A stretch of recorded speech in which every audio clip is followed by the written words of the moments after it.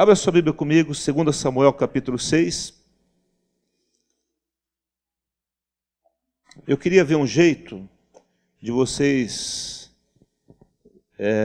verem o que está acontecendo lá. Foi a primeira vez na história aqui da igreja que nós separamos as crianças no início da reunião. As crianças sempre ficam e agora, nesse momento, elas saem para a sua classe. Então, isso não vai acontecer mais, por enquanto, nos cultos da noite. E elas estão lá, e eu fui lá dar uma olhada. É muito lindo, viu, irmãos? Porque os cânticos são adequados a ela, é um ambiente agradável, e elas estavam ali todas louvando, adorando a Deus. Aí termina o louvor, elas vão para as suas classes, e cada um tem uma lição de acordo com a sua idade. Uma hora, quem sabe, a gente consegue colocar uma câmera escondida ali, né? E passar aqui, e você fala, ai, meu filho, minha filhinha está lá. Aquela coisa de pai, de mãe e de avós, né? 2 Samuel, capítulo 6.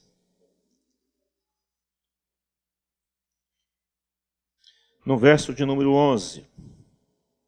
Nós estamos dando continuidade às ministrações do mês agora de maio, sobre família, sobre visita, sobre casa, lares, e algumas coisas que têm acontecido nos lares. Começamos com aquela mensagem sobre entra no teu quarto e o quê? Fecha a porta. E fechada a porta, orarás a teu pai que está em secreto, e teu pai que te vê em secreto vai o quê?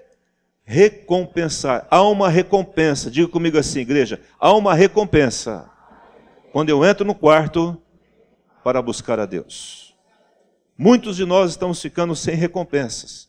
E nós vamos ver agora, nessa noite, algumas recompensas que podemos obter quando nós entramos no quarto, quando nós acolhemos a presença de Deus dentro de casa e quando entramos no quarto para ter um tempo exclusivo com Ele. Então, 2 Samuel, capítulo 6, versículo 11, diz assim: ficou a arca do Senhor em casa de Obed-edom, o geteu, 3 meses, e o Senhor o abençoou e a toda a sua casa. Vamos orar. Obrigado, Pai, pela Tua presença maravilhosa nessa noite, aqui neste lugar.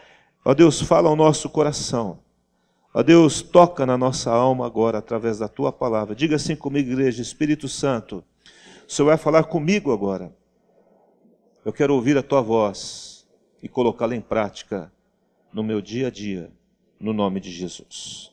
Queridos, esse momento, esse episódio, essa hora em que a arca de Deus, a arca fala da presença de Deus. Amém? Não? A arca era um baú de madeira revestido de ouro, né, que tinha 2 querubins em cima, e ela era transportada por 2 varais, e os levitas transportavam a arca, os sacerdotes transportavam a arca, e era algo que simbolizava a presença de Deus. E a arca ficou aqui na casa de Obed-edom, por quê? Porque Davi, quando assumiu o reino de Israel, ele resolveu um dia pegar a arca que estava fora de Israel e trazer para Jerusalém. Só que no momento que ele foi trazer a arca, ele cometeu um erro.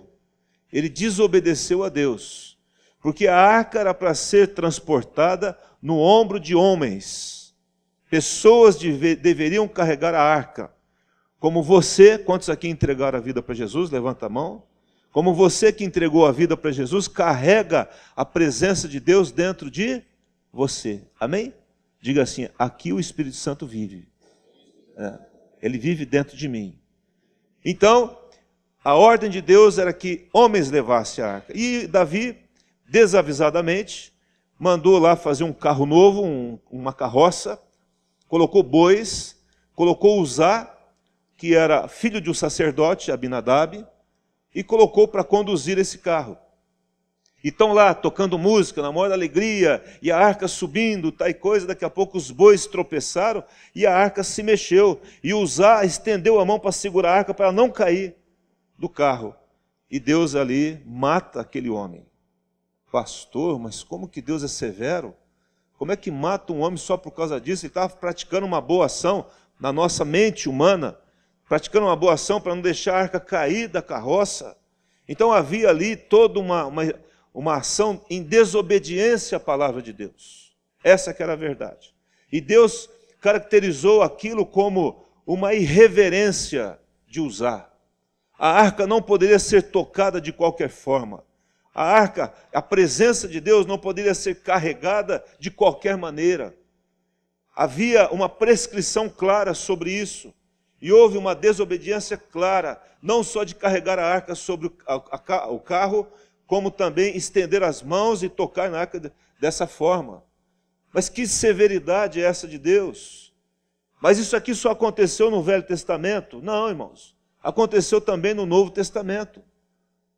Quando o Espírito Santo vem, Jesus vem, ele morre, vai ao céu, desce o Espírito Santo, o povo já estava, o Espírito Santo já vivia na vida das pessoas, e um dia Barnabé tem lá os seus bens, ele vende os bens e deposita aos pés dos apóstolos. Os apóstolos pegavam todos aquele dinheiro, aquele bem e distribuía conforme a necessidade do povo. E aí Ananias e Safira olham aquilo e falam, nossa, que beleza, mas ele chama a esposa, fala, bem, vamos fazer o seguinte, nós vendemos essa terra aqui por 10 mil reais.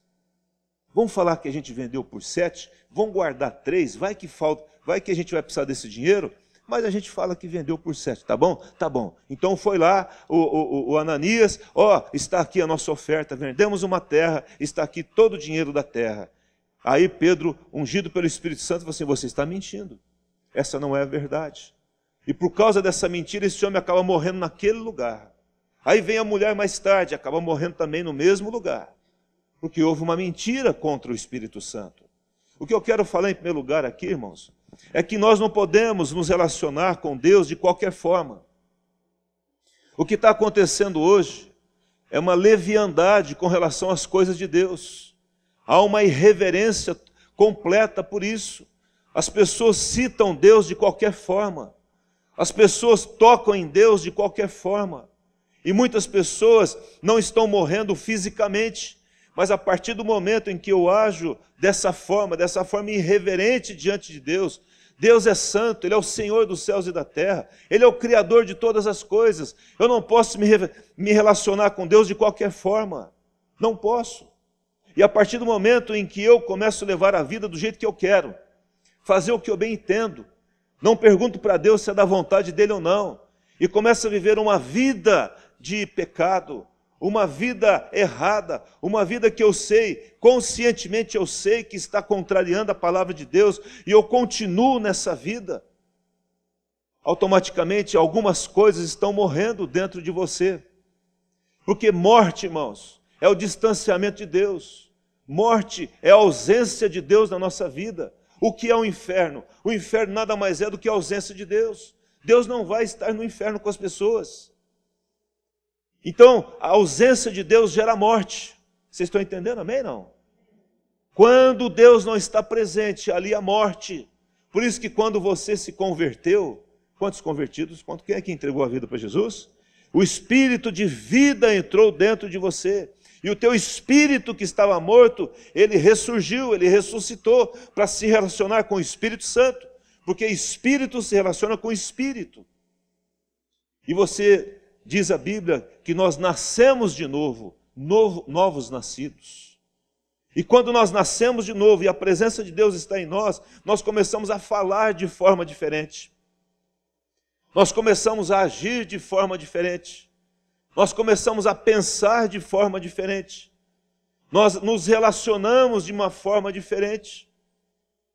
Eu tenho dado aqui curso de noivos. E eu falo para os noivos que estão aqui. Tenho dado um agora, recentemente. Agora mesmo, sábado, atendi um casal. E eu, ao falar sobre essa questão de relacionamento íntimo, eu digo, diz a Bíblia, olha só, dou para eles, viram a Bíblia, leia o que está escrito. Deixará o homem quem? Pai e mãe. Primeira coisa, deixa pai e mãe. Depois, se une à sua mulher. Depois o quê? Torna-se o quê? Uma só carne. Uma só carne fala de sexo. Mesmo. E ele está dizendo que o sexo é quando? É quando eu deixo o pai e mãe, me uno à minha mulher e eu tenho envolvimento sexual com ela. Íntimo com ela. E quando eu pego essa relação, esse relacionamento íntimo, que é feito para você fazer dentro do casamento e coloco antes do casamento, eu estou desobedecendo a Deus. Estou tocando na santidade de Deus. E aí começa a ter problemas. E é por isso que os casamentos não perduram mais. Porque eu até disse para o casal recentemente, eu falei assim, você vai ler algo, e eu vou falar algo para você que você lá dentro de você, talvez não exteriormente, você vai dar risada de mim. Porque o mundo está tão perdido, que quando você fala algo que é um princípio bíblico, as pessoas não creem. Porque a sociedade tornou isso muito comum, ao ponto dos pais aceitarem o namorado da filha dentro de casa, e ele dorme com a filha dentro da própria casa, e ele fala assim, é melhor fazer em casa do que fazer fora. E isso é comum hoje. Hoje virou natural. E quando eu digo para um casal que relação íntima é para ser feita depois do casamento e não antes, e que isso vai trazer problema para eles não acreditam. Aí os casamentos duram 5 anos e acabam. 50% ou mais dos casamentos hoje, a última estatística era 50%, hoje é mais. Não duram até 5 anos. Antes do 5º ano de casamento, acabou o casamento. Porque ele começa errado. Ele começa de uma forma que contraria um princípio bíblico. Está se tocando na presença de Deus. Está se tocando na santidade de Deus. E a morte está sendo estabelecida nos relacionamentos entre as pessoas e Deus. Porque elas estão se distanciando de Deus para poder fazer a sua própria vontade. E aí as coisas não vão bem. E é por isso que a humanidade está aí como está. É por isso que o mundo está como está. Por isso que a corrupção está como está. Porque começaram a roubar 1 milhão. Hoje não, é 10. Hoje não basta 20 mais. Aí você vê nas últimas reportagens, nas últimas delações que houve, onde o cara recebeu 20 milhões. Saiu de quem isso? Nasceu dinheiro, brotou dinheiro de algum lugar? Ou saiu de algum lugar? Diga para o teu irmão, saiu de você, meu querido, que paga imposto. É essa a história. Ou você acha que dinheiro cai do céu? Você tirou de um lugar, colocou em outro, alguém vai ficar sem. E é isso que as pessoas nesse mundo precisam ficar sabendo. Que dinheiro é algo físico. Que você arrancou daqui e colocou ali, vai ficar um buraco aqui. Não vai aparecer dinheiro de um milagre. Vocês entendem, não? Amém?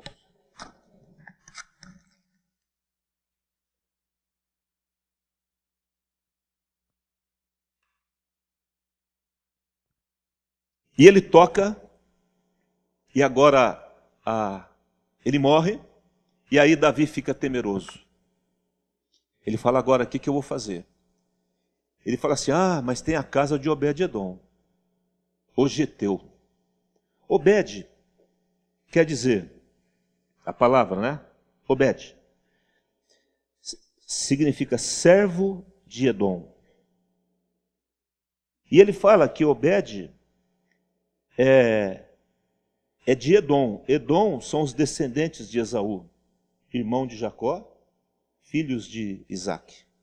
Por que geteu? Porque pertence a Gate. E Gate era uma das 5 cidades dos filisteus.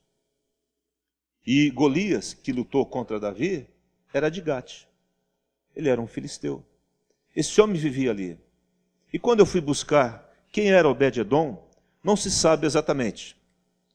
Se ele era um levita que estava encostado em algum canto, ou se era um homem que estava ali no meio dos filisteus, mas que abriu a porta da sua casa, olha aqui comigo, ele o quê? Para que a arca pudesse ser acomodada dentro da casa dele. Vocês estão entendendo aqui? A arca significa o quê, gente? Presença de Deus. Então, Davi ficou tão temeroso, assim, vamos parar aqui. Morreu uma pessoa. Agora eu vou colocar a arca na casa de Obed-edom. Colocar aonde? Na casa de Obed-edom.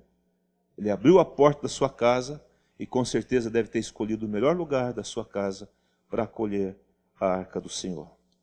Diz a Bíblia, aqui no versículo 11, ela ficou ali 3 meses. Olha, irmãos, em apenas 3 meses, a vida e a família de Obed-edom foram transformadas pela presença de Deus naquele lugar. E diz a palavra aqui, que o Senhor, a bênção não veio de outro lugar, o Senhor o abençoou e abençoou também toda a sua casa. Amém, não? É incrível isso, irmãos. Como é que uma pessoa, agora oposto de usar, um homem certamente reverente, entendendo a importância da presença de Deus, trouxe a presença de Deus para dentro da sua casa, cultivou essa reverência durante 3 meses, e o Senhor mudou, marcou a vida desse homem para sempre. Então vai lá comigo agora, 1 Crônicas capítulo 16, um pouquinho para frente aí. 1 Crônicas, capítulo 16, no verso de número 4.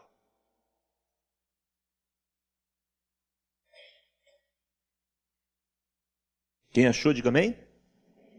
Designou entre os levitas, olha só, não,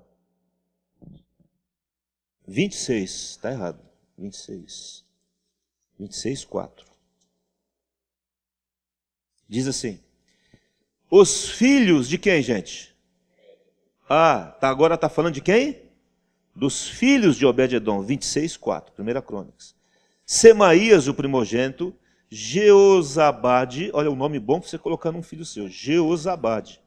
O segundo, Joá o terceiro, Sacar o quarto, Natanael o quinto, Amiel o sexto, Issacar o sétimo, Peuletai, olha outro nome caprichado aqui, para o teu querido filho, Peluteuzinho, vem cá, né? O oitavo, porque Deus o tinha abençoado. Olha, irmãos, está falando aqui dos porteiros da casa de Deus. Irmãos, essa questão do porteiro, olha aqui para mim, não é o valor que nós damos a porteiros. Não é o porteiro de um prédio, não é. O valor do porteiro aqui, ele era visto, o porteiro da casa de Deus, era visto como guardião da presença de Deus naquele lugar. Ninguém podia fazer atos negativos, obscenos, eram aqueles que guardavam contra qualquer imundícia que entrasse ali. Era eles que avisavam se alguma coisa errada, avisavam o sacerdote se alguma coisa estava errada. E esse homem e esta família, ela é agora agregada como porteiros da casa de Deus. Porque um dia lá atrás, uma família, segundo aqui o historiador José, fala que ele era um homem muito pobre. Mas Deus transformou a vida desse homem. Um homem esquecido, deixado lá num canto, porque ele recebeu a presença de Deus em casa. Presta atenção, em casa, guardou a presença de Deus, reverenciou o Senhor ali, agora ele é tido como porteiro, quem sabe no lugar de usar. Amém? Mesmo usar sendo um sacerdote. Versículo 8 diz assim, todos esses foram filhos de Obed-edom, eles e seus filhos e seus irmãos, homens o que, gente? Capazes. Homens o que? Robustos para o serviço. Ao todo, quantos homens? 62 filhos. Quem quer ter 62 filhos aqui? Descendentes. E na Bíblia, quando você tem muitos descendentes, é tido como fartura, como prosperidade, como alguém que a sua posteridade cresceu, aumentou. E esse homem foi tido como isso. Ele é tirado do esquecimento, ele é colocado num lugar de destaque agora, num lugar de importância, onde ele diz, aqui não entra, ou aqui entra. É dada uma autoridade para esse homem. E agora ele tem 62 filhos para ajudá-lo no seu ministério. Todos os filhos, eu disse todos os filhos, 62 estando dentro do ministério. Amém, não? Quantos querem isso para a sua vida em nome de Jesus? Eu quero. É interessante que quando nós olhamos para a vida desse homem, um homem que só fala nesse momento e nunca mais se fala, mas Obed-edom, ele se tornou próspero. O relacionamento dele familiarmente, quando a arca entrou, se tornou um bom relacionamento. Imagina, irmãos, Às vezes nós temos uma família de 4, 5, e às vezes é um pampeiro dentro da família. É uma brigaiada que ninguém aguenta. Ele conseguiu manter juntos o relacionamento com seus filhos, com seus netos, foi tão vigoroso que ele manteve-se junto todos eles. Então, quando a arca de Deus entra dentro da nossa casa, os relacionamentos, eu disse os relacionamentos entre marido e mulher, entre pais e filhos, entre os filhos, são restaurados. E há multiplicação. Em segundo lugar, quando a arca entra ali, existiu a proteção da sua família, a proteção espiritual, a proteção emocional, a proteção física. No entanto, nós não vemos calamidades acontecendo nessa família. Essa família é íntegra, se mantendo unida o tempo todo, porque há a proteção de Deus. Houve prosperidade financeira, porque agora ele estava sendo sustentado pelo povo, e os dízimos do povo, que era prescrito na palavra de Deus, agora estava vivendo, e todos os seus descendentes vivendo. A pobreza foi embora. Houve prosperidade ministerial, onde agora não só ele foi reconhecido, mas também todos os seus descendentes foram reconhecidos como homens de Deus. Quantos querem que os seus filhos e filhas sejam reconhecidos como homens e mulheres de Deus? Amém? Não? Eu quero isso. Esses homens se tornaram homens, diz a Bíblia, capazes e robustos. Diga comigo, homens capazes e homens robustos. Os seus filhos são capazes. Os seus filhos são fortes, e eles serão melhor do que nós ainda. Você crê nisso em nome de Jesus? Tudo isso porque um dia esse homem acolheu a presença de Deus. Ele o quê? Acolheu a presença de Deus. Reverenciou o Senhor. Esse homem teve reverência. Esse homem honrou o Senhor. E a Bíblia diz que aqueles que honram o Senhor serão o quê? Honrados. Diga assim, quem honra o Senhor é honrado. Você quer ser honrado? Honre a Deus. Reverencie a presença de Deus dentro da sua casa. Segundo lugar, abra 2 Reis, vai lá comigo. Capítulo 4. 2 Reis, capítulo 4. Diz assim.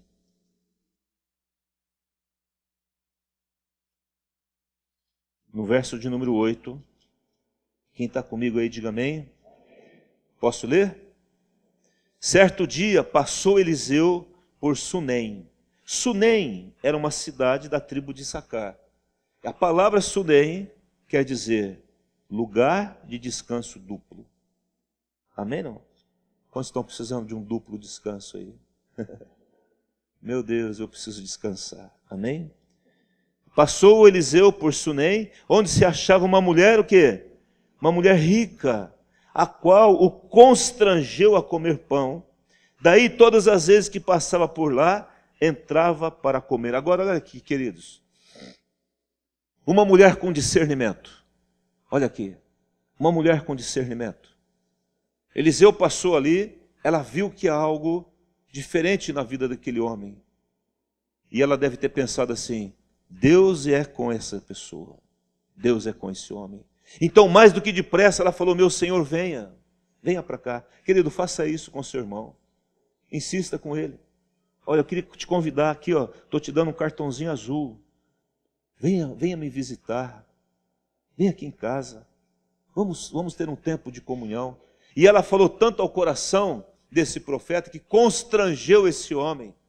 Jesus, quando havia morrido, estava ainda, já tinha ressuscitado, os discípulos estavam indo embora para Emaús, Jesus ao lado deles, e chegou uma hora que os discípulos falaram assim, entra conosco, come aqui, e constrangeu Jesus. Irmãos, quando nós agimos de forma correta com o Espírito Santo, com a presença de Deus, nós constrangemos o Senhor, e ela constrangeu aquele homem, e falou, vem cá, olha aqui, eu tenho uma comida para você.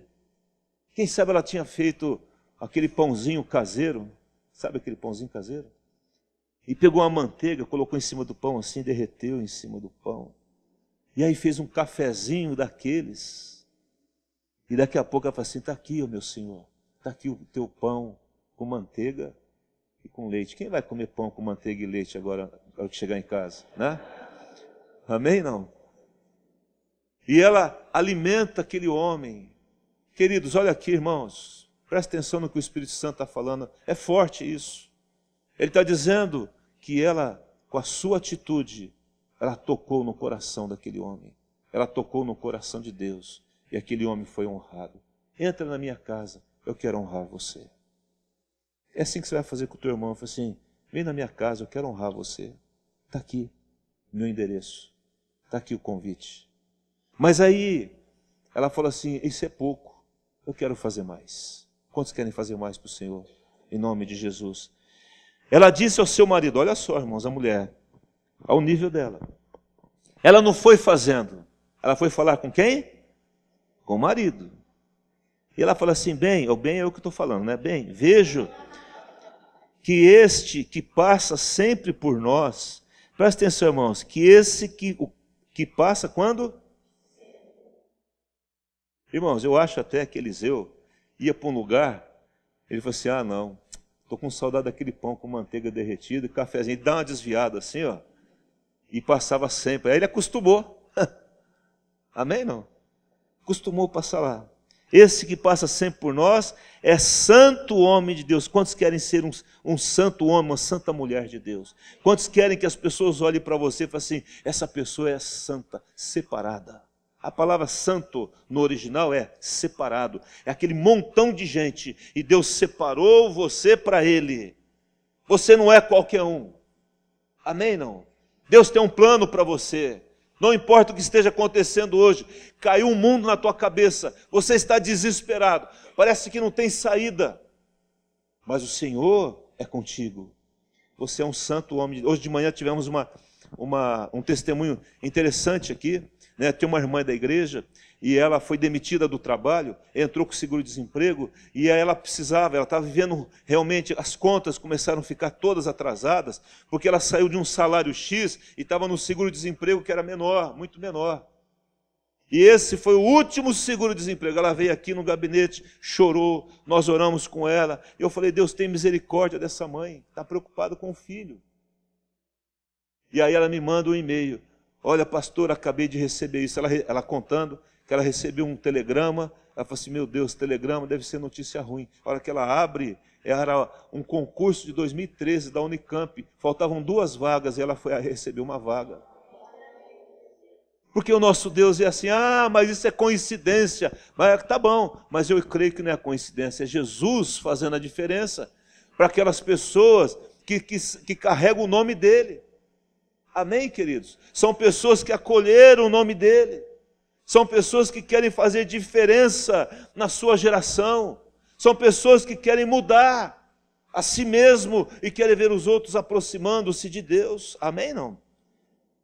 E continua aqui, versículo 10. Façamos-lhes, pois, em cima um pequeno quarto. Um pequeno que, igreja? Quarto, obra de pedreiro. Não era uma casa de barro, não. Era obra de pedreiro. E ponhamos nele uma cama. Que mais? Uma mesa. Que mais? Uma cadeira. Que mais? E um candeeiro, que quando ele vier à nossa casa, retirar-se-á para ali. Um dia, vindo ele para ali, retirou-se para o quarto e se deitou. Olha aqui para mim agora. E agora vem alguns ensinamentos nesse texto que nós acabamos de ler. É interessante que, quando nós olhamos essas situações, nós vemos aqui toda uma intervenção de Deus nisso aqui. Havia nesse quarto 4 elementos. Havia uma cama, havia uma mesa, havia uma cadeira e havia um candeeiro. É interessante, por que a Bíblia, você sempre tem que perguntar assim, por que a Bíblia tem que falar o que tinha no quarto? Você não tinha necessidade? Fez um quarto, pronto, acabou. Para que falar que tinha cama? Para que falar que tinha cadeira? Nescão. Para que falar que tinha mesa? Tinha candeeiro? Não é uma coisa lógica. Se eu estou fazendo um quarto, eu vou colocar cama, mesa, tal, essas coisas. Mas aqui especifica que haviam 4 coisas. E essas 4 coisas são 4 coisas que não pode faltar na sua casa e na minha casa. Amém, não? A nossa casa tem que ter uma cama. E cama fala de descanso. a minha e a sua casa tem que ser um lugar de descanso. Amém? Não? O teu marido, ele tem que desejar, quando sair do serviço, ir embora para a tua casa. Você, quando sair do seu serviço, minha irmã, o melhor lugar para você é a sua casa. Ali é o seu ninho. Ali é o lugar de descanso. Amém? Não? Mas cama também fala de milagre. Pastor, mas que milagre é esse? Agora eu vou te contar a história. Quando ele entra aqui no quarto, muito bem tratado, com muita benevolência, diz a Bíblia, com muita honra, com o pãozinho caseiro feito ali naquele negócio redondo com lenha, com a manteiga derretida e o cafezinho quentinho. Amém? Não? Ele falou, meu Deus. Ele falou para o Geazi, né, o Geazi, que era o servo dele. Falou, Geazi, vai lá e pergunta para ela o que ela gostaria de ter mais. Geazi vai lá e fala, olha, o profeta está dizendo que você gostaria de ter mais. Eu falei assim, não, eu estou tudo bem. Eu vivo no meio do meu povo. Deus tem me abençoado financeiramente, está tudo certo. Mas ele volta para Eliseu e fala assim, ela não tem filho, ela é estéril. Eu fico imaginando essa mulher que tinha dinheiro, já tinha feito todos os testes possíveis. Já tinha feito aquele negócio que passa em ultrassom. Já tinha feito inseminação artificial, não funcionou. Aí gastou um pouco mais de dinheiro, fez o bebê de proveta, também não funcionou. Né? Tô brincando, irmão, não existia isso nessa época. Mas ela tinha feito de tudo, todos os recursos que havia naquela época lá. E acontece que nada funcionou. Ela falou assim, tá bom, o senhor não quis me dar filho, tá feito, vou ficar feliz da mesma forma. E estava acomodada. E aí Eliseu fala para você, volta para ela e fala assim, eu vou passar daqui 1 ano, e quando eu voltar aqui, você vai ter um filho, você vai estar carregando um filho nos braços, dito e feito. E quando ele fala isso para ela, ó, o profeta está dizendo que daqui 1 ano você vai ter um filho. Eu falo assim, ó, não brinca comigo. Eu não estou para brincadeira, porque na verdade essa mulher, com certeza já tinha sofrido muito com relação à maternidade. Talvez tinha tido muitas frustrações de alguém que prometeu e não cumpriu. Então ela fica muito ali e fala assim, olha, mas acontece que esse filho nasce. E quando ele chega na casa, um dia, vindo ele para ali, retirou-se para o quarto, ele estava indo para lá, na verdade, esse menino estava no campo e teve uma dor de cabeça. E o pai manda para casa, ele fica no colo da mãe e ele morre no colo da mãe. Imagina uma mãe ver o filho dar o último suspiro. As mães sabem a dor que foi isso. O que ela fez? Pegou o menino, levou aonde? No quarto do profeta. E colocou ele aonde? Na cama do profeta. E saiu para ir atrás do profeta. E falar, eu te falei, eu não pedi filho. E agora o meu filho está lá morto. Aí Eliseu fala para Geazi, pega aqui o meu cajado, corre lá, coloca em cima do menino. Colocou em cima do menino. Ele correu e voltou e falou assim, não funcionou não. Falei, tenta de novo, não funcionou não. O negócio é ir lá agora. Aí Eliseu vai na casa da mulher e entra no seu quarto. Presta atenção, irmãos. Diz a Bíblia aqui, no versículo 33, então o quê? Fechou a porta sobre eles, ambos, e fez o quê? E orou ao Senhor. Agora olha aqui para mim, presta atenção no que eu estou falando aqui, que o Espírito, mexe com o teu irmão e fala assim, o Espírito Santo está falando com você agora, presta aí, fica atento aí, dá uma mexida nele. Nós estamos há 3 semanas, 3, quantas? Falando sobre o mesmo assunto, de formas diferentes. Mas esse homem, ele entra no quarto, fecha a porta do quarto, e está lá um menino estirado. E ele fala, e agora? O que eu vou fazer? Ele foi orar. Foi o quê? Os maiores milagres é dentro do nosso quarto.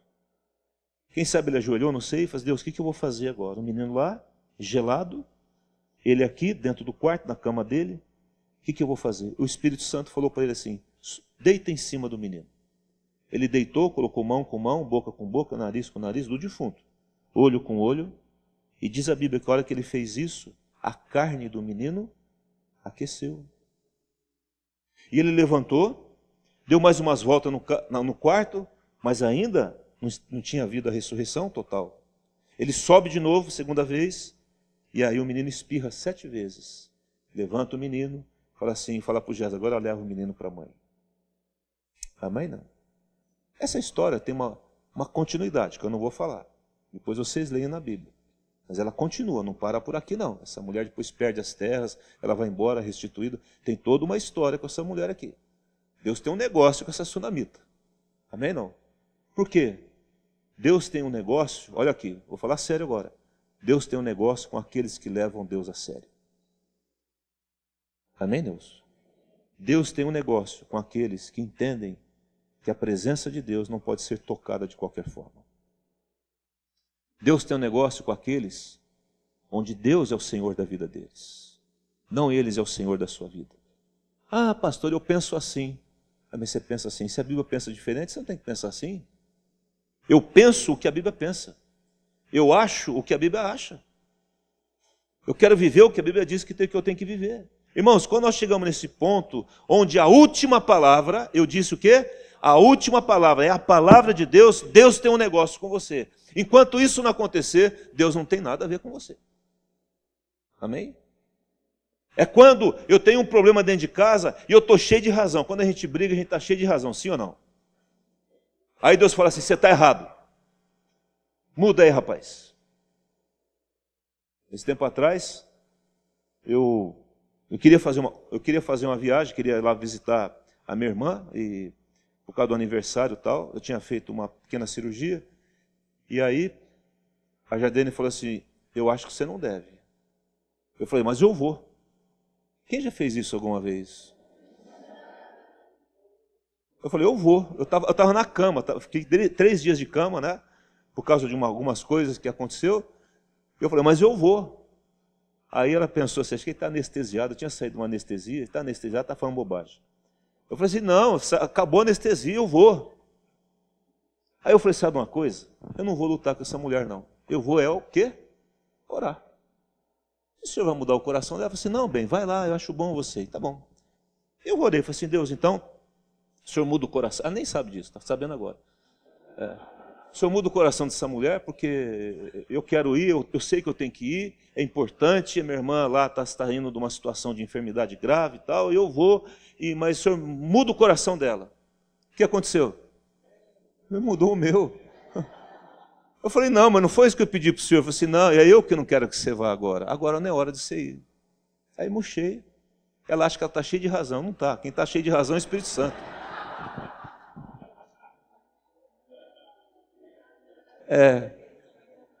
Irmãos, Deus tem negócio com gente que não é turrão. Irmãos, se você é turrão, daquele que pisa no chão, fala, aqui quem manda sou eu, pá! E sobe na mesa e fala, é aqui mesmo, é aqui é eu. Ih, não faz isso não. Isso é pior dos mundos, é esse. Né? Porque quem manda aqui é Jesus. A última palavra é dele. E fim de papo, irmãos. É duro quando você tem uma raiz árabe e a pessoa fala assim, vamos dar uma oferta para alguém. Fala, ai meu Deus, de novo. Né? Mexe lá nos últimos... E Deus está mudando os DNA, aqueles negocinhos tortinhos assim, começa a desentortar e... Muda, irmãos, muda a mente, muda as avaliações, muda a maneira de pensar, muda o vocabulário. A gente não sabe o que é palavrão há muitos e muitos e muitos e muitos anos. Não há palavrão, não tem porquê, não faz parte do vocabulário o palavrão mais. A malícia não existe mais. Porque o Senhor vem resolvendo essas questões no coração da gente. A gente não deixa de ser alimentado, irmão, não tem nada de perfeito não. Eu erro como qualquer pessoa, mas a diferença é que eu não permaneço no erro. Davi pecou seriamente contra Deus, mas ele se arrependeu profundamente. E ele manteve-se no cargo de rei. Sofreu todas as punições, mas ele foi até o fim. E o filho dele fez mais do que ele. Assim é o nosso Deus. Então, a cama faz parte da nossa família como um lugar de descanso, mas a cama também fala de um lugar de milagres. Porque eu entro no quarto, eu fecho a porta e eu oro. E às vezes há algo na minha vida que morreu pelo meu distanciamento de Deus. Eu fui fazendo a minha vontade e fui cada vez me distanciando de Deus e fui morrendo espiritualmente.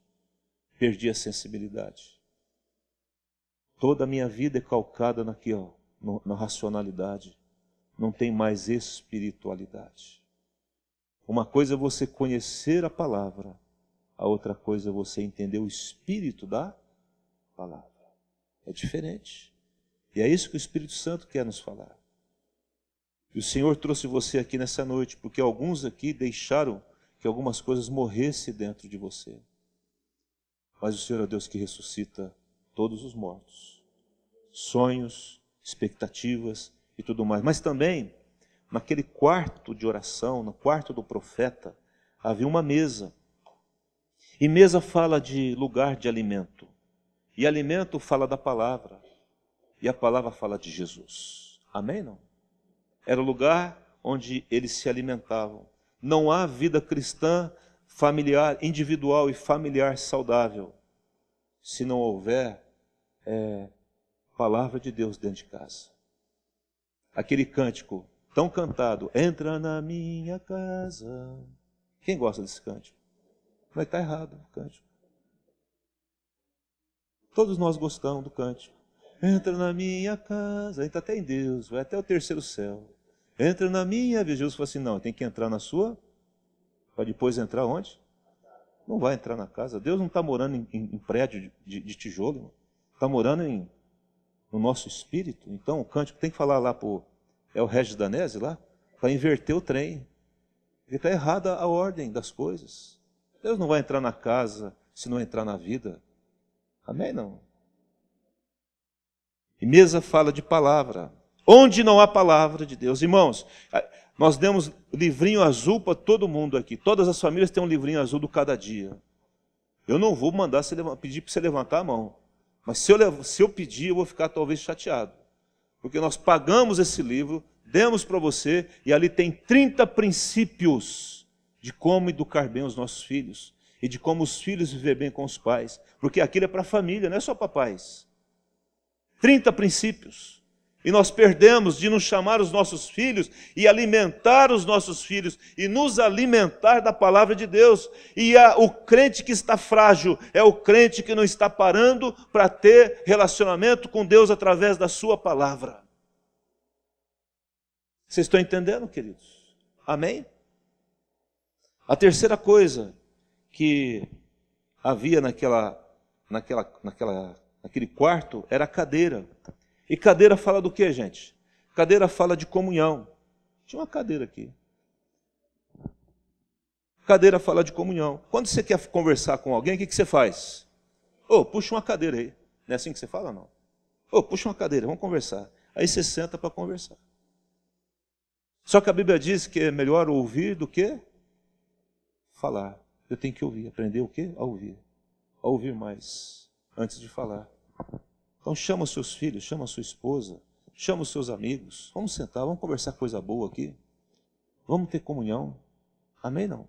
Cadeira fala de comunhão, de relacionamento, de conversa, de roda, de estar juntos, em nome de Jesus. Amém, não? E o candeeiro fala de direção. O candeeiro era aquilo que ele acendia para poder ter luz dentro do quarto. E a Bíblia fala que a Bíblia é a luz para o nosso caminho. Candeeiro fala da presença de Deus em nós como uma chama acesa. Candeeiro fala da vida de oração que eu tenho diante de Deus. Candelabro fala de uma oração incessante ao Senhor. Lá no templo, o candelabro ficava aceso dia e noite. Dia e noite. Que significava oração. Oração. Lá em 1 Coríntios fala que nós devemos orar no Espírito todo o tempo. Todo o tempo estou orando no meu Espírito, porque eu tenho Espírito. Eu estou em comunhão com Deus no Espírito. Esse episódio nos mostra que em uma casa os milagres acontecem quando fechamos a porta do quarto e acolhemos a presença de Deus, a arca de Deus naquele lugar. Amém? Esse episódio nos mostra que como Obed recebeu a arca, essa mulher recebeu o profeta e acolheu, reverenciou, amou, guardou e protegeu. Esse episódio nos mostra e nós aprendemos com ele a descansar no Senhor pela fé. Amém? A maior prova da sua fé é o seu descanso. É quando você deita e você coloca a cabeça no travesseiro e você não precisa tomar remédio para dormir. Não sou contra remédio, não. Mas você coloca as suas preocupações diante de Deus e descansa nele. Amém, queridos? Esse episódio nos mostra de que nós puxamos a cadeira para ouvir um ao outro e ter comunhão e ter diálogo um com o outro. Esse episódio nos mostra que a palavra de Deus deve ser uma fonte e ela é inesgotável de ensino para nós e de alimentação da nossa alma. E finalmente esse episódio nos mostra que nós precisamos orar, precisamos ter vida de oração. E a melhor maneira é, oramos aqui, oramos andando no carro, oramos no trabalho, mas nós oramos entrando no quarto, e ali há recompensa. E a recompensa daquela mulher, mãe daquele menino, mulher que não tinha nem nome, era uma sunamita, diz apenas, uma habitante de Sunem. Essa mulher permitiu que aquele homem entrasse no seu quarto e realizasse milagre. Essa é a sua recompensa. Quando nós lemos, entra no teu quarto, fecha a porta, e teu pai que te vê em secreto te recompensa, a recompensa são milagres. A recompensa é a ressurreição de sonhos que foram perdidos, de relacionamentos que estão quebrados. A recompensa é financeira, porque Deus nos abençoa nas nossas finanças. Deus restitui aquilo que foi perdido, em nome de Jesus. A recompensa, muito mais do que tudo isso que eu falei, é o nosso relacionamento com o Pai. Vamos orar? Fique em pé, em nome de Jesus. Eu queria que você fechasse seus olhos agora e que você convidasse os irmãos e irmãs Eliseus para ir na sua casa. Feche os seus olhos. A Bíblia diz que nós devemos acolher as pessoas, porque às vezes acolhemos anjos. Você fala, pastor, mas eu queria tanto acolher um anjo, então convide alguém. Um anjo de Deus, que vai fazer bem na sua casa. Esses dias de comunhão, de visitação, são dias de milagres. Eu profetizo isso agora. São dias de milagres. Dias de milagres. Onde você vai se reunir, não para falar do governo, não para falar contra a presidente que foi afastada, não para falar sobre a corrupção, mas para orar por isso. Orar por aquela casa. Orar pelos filhos daquela casa. Orar pela saúde física, emocional e espiritual daquela casa. Orar pelas finanças daquela casa. Orar pela vida espiritual de oração, de leitura da palavra daquela casa. Deus quer te levar aos lares para que você sirva de inspiração para aquela família. Feche os seus olhos agora. E se você quer ser uma pessoa assim, é só dizer ao Espírito Santo, me usa para isso, Espírito. É melhor dar do que receber. Então se ofereça ao Senhor. Acolha a arca de Deus. Acolha o homem de Deus, a mulher de Deus. Acolha. Os milagres estão prontinhos para ser revelados. Olha só o que o Espírito está falando. Profeticamente, os milagres estão prontinhos para serem revelados, para serem manifestos. Nós só precisamos parar e entrar no nosso quarto para ter tempo com Deus. Quem sabe lá no seu quarto há um cadáver, uma morte instalada num relacionamento, na vida emocional, na vida sentimental, há uma morte na vida profissional. Mas o Senhor está aqui nessa noite, queridos, para dizer, levanta, Levanta-te. Ele coloca os seus olhos nos seus olhos para você começar a enxergar as coisas diferentes. Coloca a sua boca sobre a sua boca para que você comece a profetizar o melhor para a sua vida, para a sua família. Coloca as suas mãos sobre as suas mãos para que onde você tocar vai ser abençoado em nome de Jesus. E o seu corpo vai aquecer nessa noite. E o milagre vai acontecer, porque o Senhor é o nosso Deus de milagres. Mas eu creio que o Espírito Santo vai ministrar você onde você está e agora. Em nome de Jesus. Onde há morte, Jesus quer liberar vida. Onde há tristeza, Ele quer liberar alegria. Onde há desesperança, Ele quer liberar esperança. Onde há inquietação, Ele quer liberar paz. Onde há preocupação, Ele quer liberar convicção. Onde há falta de recursos materiais, Ele quer liberar prosperidade. Onde não há uma vida ministerial ativa, Ele quer que a sua vida ministerial seja ativa novamente. Você tem um chamado de Deus, você tem um propósito ministerial. Mas eu creio que agora, nesse momento, o Senhor está aquecendo a sua carne, está trazendo vida àquilo que não havia ainda.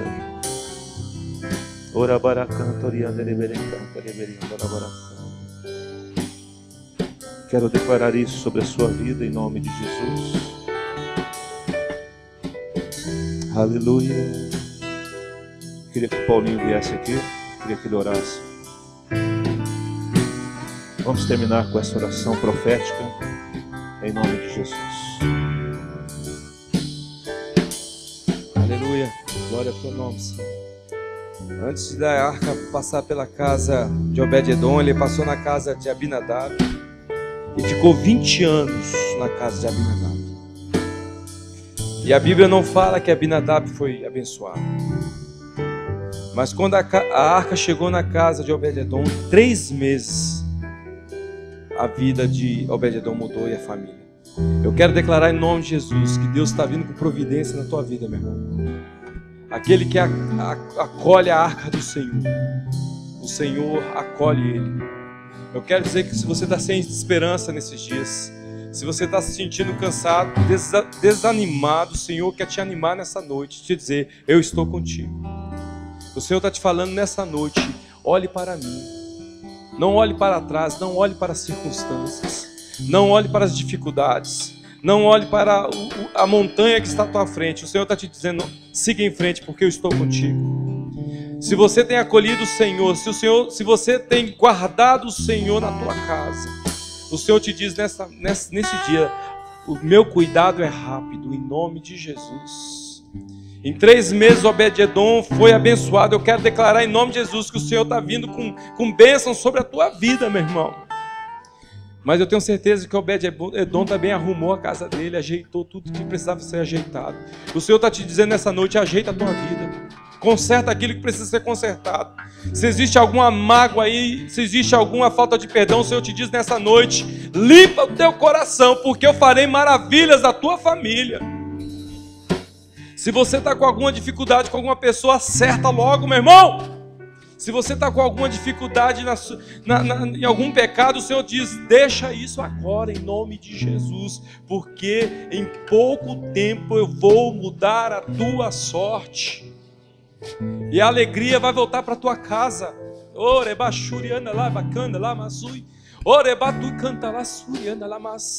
Sabe, você vai voltar a ouvir cânticos de alegria na tua casa, meu irmão. Toda tristeza o Senhor está mandando embora agora em nome de Jesus, porque a arca do Senhor está chegando na tua casa agora. E você não vai mandar embora, mas você vai acolher a arca com alegria. Você vai acertar as suas pendências com Deus e vai trazer e vai sentir a presença, a plenitude do Espírito Santo. Sabe, os milagres voltarão à tua casa, meu irmão. Sabe aquele tempo que você falava, meu Deus, como eu orava e as coisas aconteciam. O Senhor está falando, eu não mudei. Você pode ser que tenha mudado, mas eu não mudei. Eu estou à disposição, eu estou pronto para ouvir a tua oração, eu estou pronto para ouvir o teu clamor, eu estou pronto para ouvir a tua súplica. O Senhor te diz, os meus ouvidos estão abertos para a tua oração. Eu não mudei, eu tenho aquele braço forte da mesma forma, eu tenho uma palavra de poder para a tua vida da mesma forma, e eu vou agir na tua vida com poder se você abrir o teu coração, abrir a tua porta da tua casa e deixar eu entrar com força, com unção, com graça e misericórdia. Por isso levanta sua mão se você puder, meu irmão, levanta a tua mão. Oh, é um tempo de resposta de Deus para você. Deus é o nosso Deus poderoso. Ele é o nosso Deus que ama. Ele é o nosso Deus que cura, que restaura, que transforma. Ele é a nossa esperança. Ele é a nossa força. Ele é o nosso rochedo. Ele é o nosso abrigo. Oh, quando nós olhamos para os montes, de onde virá o nosso socorro? Virá do nosso Deus, aquele que fez tudo por nós. Ele é a nossa alegria, Ele é a nossa resposta. Não há nada no mundo que possa nos responder senão o nosso Deus. Meu Pai, em nome de Jesus, essas mãos levantadas representam, Senhor, pessoas que confiam no Teu santo e poderoso nome. São pessoas que esperam em Ti, são pessoas que estão com os olhos olhando para Ti, ouvidos atentos para a Tua palavra. Por isso, em nome de Jesus, meu Deus, em nome de Jesus, vem com a providência, Pai amado, vem com o milagre, vem com a Tua graça, vem com a Tua misericórdia, vem com a Tua fidelidade, vem com o Teu poder, vem com a Tua unção. Move, Senhor, Teu Espírito Santo em cada lar. Traz de volta a alegria que foi perdida. Traz de volta a saúde que foi perdida, meu Deus, em nome de Jesus. Oh Deus, traz de volta o emprego melhor ainda, Pai amado. Vem com o Teu poder, com a Tua glória. Tu és o Deus de milagres, Senhor. Tu és o Deus que opera maravilhas. Nós esperamos em Ti, ó Altíssimo. Os nossos olhos estão postos em Ti. A nossa confiança está em Ti, Senhor. Eu creio, Senhor, que milagres virão nas nossas vidas ainda esta semana, porque Tu és o Deus que abençoou Obed-edom e vai abençoar a nossa casa também. Em nome de Jesus. Amém, amém e amém. Aleluia. Aplauda mesmo o Senhor, porque Ele é digno. Aleluia. Dê um abraço na pessoa que está ao seu lado.